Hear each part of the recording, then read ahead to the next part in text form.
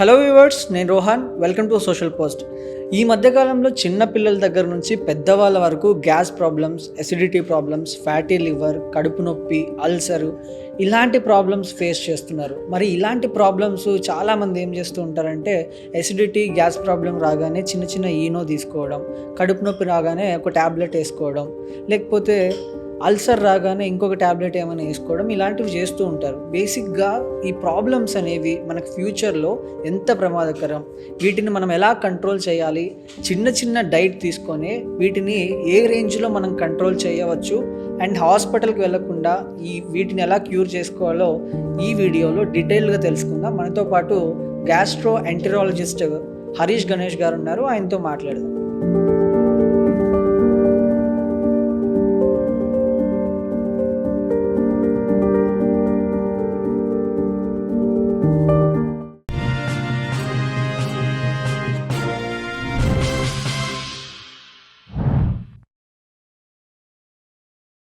Hello Harish గారు.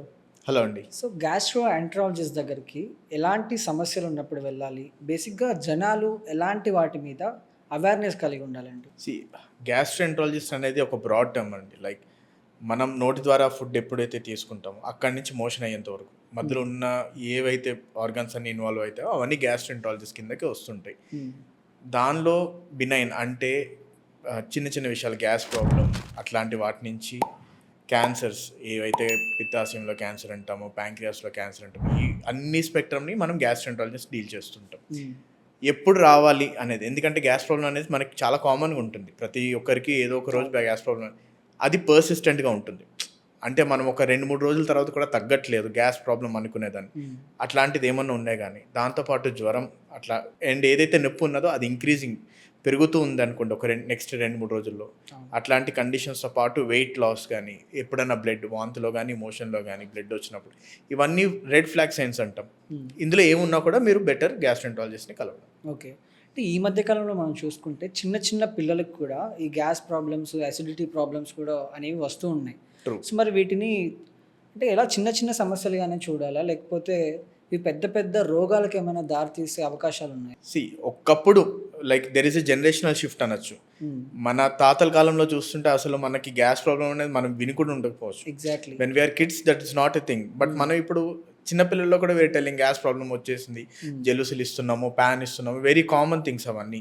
అది generational shift. ఆ షిఫ్ట్ ఎందుకు వచ్చిందంటే మన అలవాట్లలో చేంజ్, లైఫ్ స్టైల్లో మోడిఫికేషన్. ఓన్లీ ఫుడ్ ఒక్కటే కాదు, మన నిద్ర తక్కువ అవడం కానీ, లేదంటే స్ట్రెస్ పెరగడం కానీ, మనకి టైం తినకపోవడం కానీ, అండ్ తింటున్న ఆహారంలో క్వాలిటీ, ఫాస్ట్ ఫుడ్స్ కానీ, బయట ఆహారంలో టేస్ట్ సాల్టెడ్ కానీ, ఇవన్నీ యాడ్ అయ్యి వచ్చేసరికి మన పొట్ట మీద స్ట్రెస్ పడుతుంది. ఆ స్ట్రెస్ అనేది మనం ఎప్పుడైతే like our generation 90s generation once we take, వాళ్ళు 10th క్లాస్ తర్వాతే they were expose to fast food. But ఇప్పుడు పిల్లల్లో చూస్తే ఈవెన్ 1st, 2nd క్లాస్ వాళ్ళు కూడా ఫాస్ట్ ఫుడ్కి యాక్సెస్ ఉంది. సో అది ఏవైతే మన ప్రాబ్లమ్స్ గ్యాస్ట్రైటిస్ అనేవి ఒకప్పుడు 60లో ఉండేవి, ఆ తర్వాత 40లో వస్తున్నాయి, ఇప్పుడు 20లో చూస్తున్నాం. సో ఎప్పుడైతే కాన్స్టెంట్గా ఉన్నాయి కంప్లైంట్స్, నొప్పి అనేది కాన్స్టెంట్గా ఉంది, దాంతోపాటు వెయిట్ లాస్, ఫీవర్ అట్లాంటి వేరే ఏమైనా యాడ్ అయితే అవి definitely that haves to be taken seriously.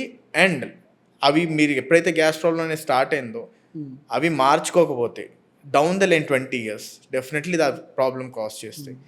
పాతకాలంలో 60 yearsలో డౌన్ ద లైన్ 20 years అంటే 8 years, అది that is a regular life span. But ఇప్పుడు 20 years, 20లో స్టార్ట్ అయినప్పుడు 40sకి వచ్చేటప్పుడే they start having bigger problems. That is a more worrisome feature. Okay. అంటే కొంతమందికి ఎలా ఉంటుందంటే తిన్న ఫుడ్ అరగదు, అజీర్ణం అవ్వదు. సో అజీర్ణం రావడానికి గల మెయిన్ రీజన్స్ ఏంటి? పూర్తిగా దీన్ని నియంత్రించాలంటే ఎలాంటి జాగ్రత్తలు తీసుకోవాలి? అజీర్ణం అనేది కూడా మళ్ళీ బ్రాడర్ టర్మ్. బట్ మనం ఏదైతే బేసికలీ అజీర్ణం అంటాం, తిన్న వెంటనే అరగట్లేదు, కడుపు నొప్పి వస్తుంది, మండుతుంది అనేదాన్ని మనం అజీర్ణంగా తీసుకుంటాం బ్రాడర్ టర్మ్లో. సో అట్లాంటిది ఎప్పుడు వస్తుందంటే మనం తీసుకునే ఫుడ్ క్వాలిటీ వల్ల ఉండొచ్చు, లేదంటే టైం సరిగ్గా లేకపోయి ఉండడం వల్ల ఉండొచ్చు, లేదంటే తీసుకున్న ఫుడ్ క్వాంటిటీ వల్ల ఉండొచ్చు. ఓకే. సో ఇవన్నీ ఏది చేంజ్ అయినా, అంటే మనం సరిగ్గా తినలేదనుకోండి, టైం తినలేదనుకోండి, మన పొట్టలో యాసిడ్ అనేది ప్రొడ్యూస్ అవుతూ ఉంటుంది మనం తినకపోయినా. సో తినలేనప్పుడు ఏదైతే ఫుడ్ వెళ్ళి దాన్ని డైల్యూట్ చేస్తుందో అది డైల్యూట్ చేయదు. సో యాసిడ్ అనేది పొట్ట యొక్క ప్రొటెక్టివ్ పొర ఒకటి ఉంటుంది, దాన్ని డ్యామేజ్ చేస్తుంది. డ్యామేజ్ అనే మనం అల్సర్స్ అంటూ ఉంటాం. Okay. So that is the first step starting. ఆ తర్వాత మనం టైం తినకుండా జంక్ ఫుడ్ తింటాం ఒకేసారి.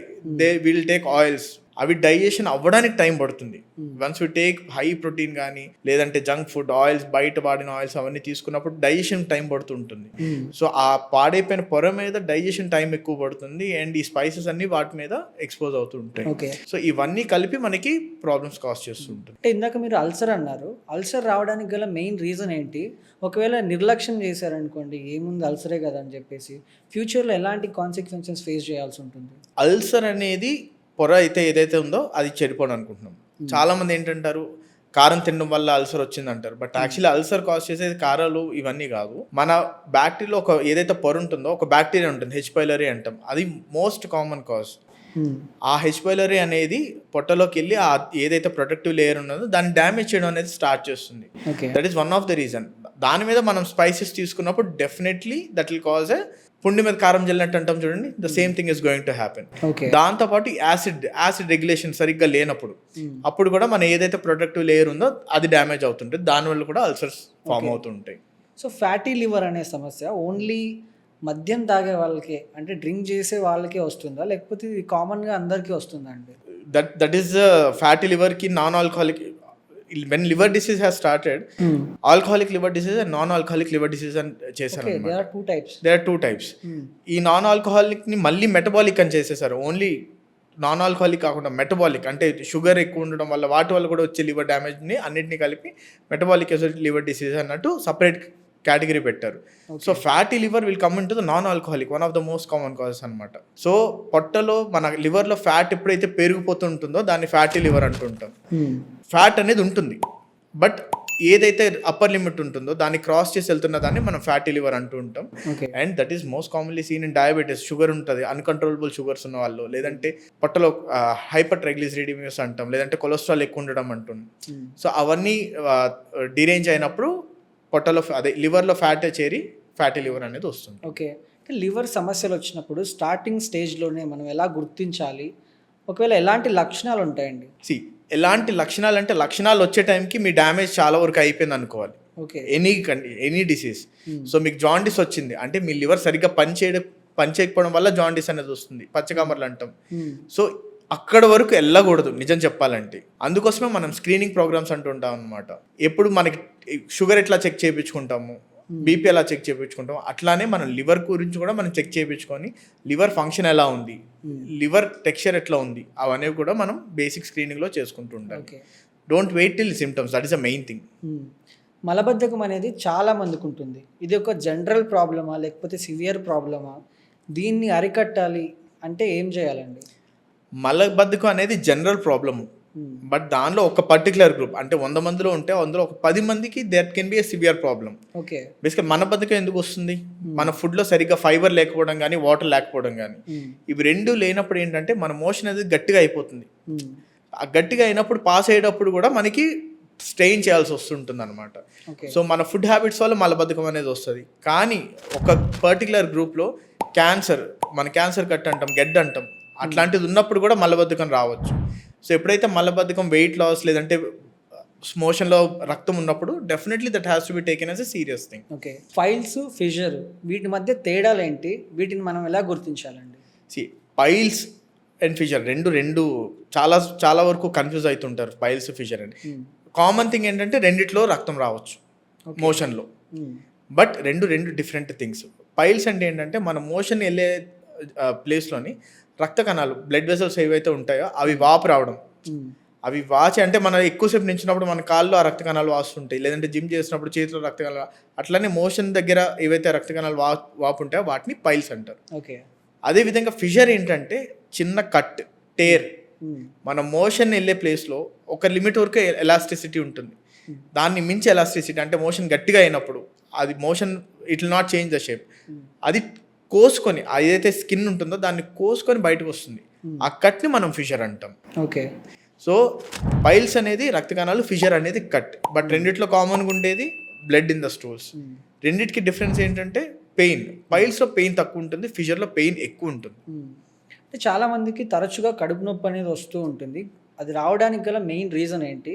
సో తీసుకోవాల్సిన జాగ్రత్తలు ఏంటండి? కడుపు నొప్పి అనేది కూడా మళ్ళీ మన కడుపుని 9 భాగాలుగా చూస్తాం. యాజ్ ఎ గ్యాస్ట్రెంట్రాలజిస్ట్ మనం 9 భాగాలుగా చూస్తుంటాం. ఏ భాగంలో నొప్పి వచ్చనేది మనకి చాలా ఇంపార్టెంట్.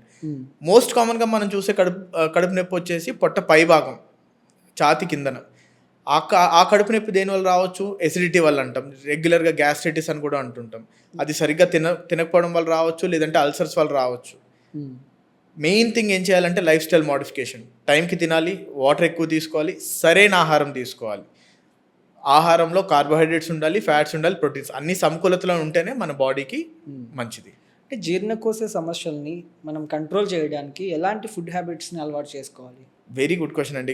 ఎట్లా అంటే చాలామంది ఆ డైట్ ఈ డైట్, ప్రోటీన్స్ ఎక్కువ తీసుకోవాలి, కార్బోహైడ్రేట్స్ ఎక్కువ తీసుకోవాలి, ఫ్యాట్స్ ఎక్కువ బేసికల్ ఏంటంటే అన్నీ ఏదైతే అవసరమో అంత నాణ్యత. ఒక చిన్న ఎగ్జాంపుల్, ఒక ప్లేట్ తీసుకుందాం అనుకోండి. ఆ ప్లేట్లో సగం భాగం ప్లాంట్స్ లేదంటే ఫ్రూట్స్, ప్లాంట్ బేస్డ్ ఫైబర్స్ ఉండాలి, ఫ్రూట్స్ వెజిటేబుల్స్ ఉండాలి. అది సార్టేజ్ చేసుకుంటామో వండి తింటాం అనేది మన ఇష్టం. ఒక భాగం 1/4 భాగంలో మనకి ప్రోటీన్స్ ఉండాలి. వెజిటేరియన్స్ అంటే పప్పులు కానీ స్ప్రౌట్స్ కానీ తీసుకోవచ్చు. నాన్ వెజిటేరియన్స్కి వచ్చేసరికి బెస్ట్ వచ్చేసి రెడ్ మీట్ అవాయిడ్ చేయడం. మిగతా మీట్, చికెన్ అవన్నీ లీన్ మీట్ అంటాం మనం, చికెన్ మీట్ అంతా తీసుకోవచ్చు. ఒక భాగం మనకి సింపుల్ కార్బోహైడ్రేట్స్ అంటే అన్నం కానీ చపాతీ కానీ రోటీ కానీ మనం ఏవైతే స్టేబుల్గా తీసుకుంటాం అది 1/4 ఉండాలి. మనం ఏం చేస్తాం, సగం అన్నం ఉంటుంది, మిగతాది 1/4 మనకి కర్రీ ఉంటుంది. So it should be the other way. అవి కూడా కావాలి, ఎందుకంటే ఇమ్మీడియట్గా మనకి ఏదైతే బాడీకి ఎనర్జీ కావాలో that comes from the simple carbohydrates. ఈ వీటితో పాటు కొంత శాతం ఫ్యాట్ కూడా ఉండాలి. నెయ్యి చాలా మంచి ఫ్యాట్, కొబ్బరి నూనె ఇట్లాంటివి మనకు కొంత భాగం కావాలి. సో పర్సెంటేజ్ అడిగితే 40% కార్బోహైడ్రేట్స్, 30% ప్రోటీన్స్, 20% ఫ్యాట్ అనేది మన ఫుడ్లో ఉండాలి. అండ్ ఫైబర్ అనేది చాలా ఇంపార్టెంట్. రైట్ హరీష్ గారు, థ్యాంక్ యూ అండి. Thank you so much. Welcome అండి.